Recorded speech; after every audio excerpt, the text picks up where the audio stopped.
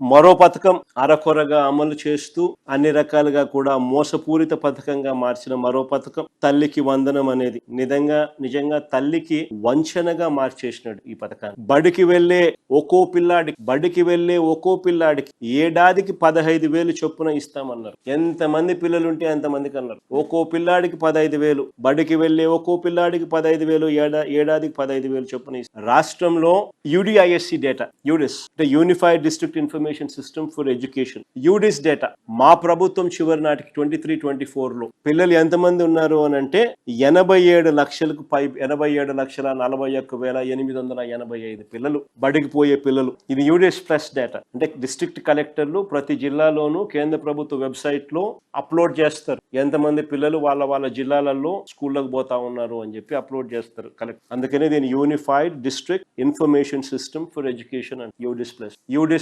23-24 data చూస్తే 87,41,885 మంది పిల్లలు, ఒక్కొక్కరికి 15,000 రూపాయలు చొప్పున ఇస్తానన్నాడు పెద్ద మంది. అంటే 13,112 కోట్ల రూపాయలు ఖర్చు అవుతుంది బడ్జెట్ ప్రకారం. కానీ చంద్రబాబు నాయుడు గారు అధికారం లేకొచ్చిన మొదటి ఏడాది 2024-25లో ఈ పథకాన్ని పూర్తిగా ఎగ్గొట్టాడు, రూపాయిల.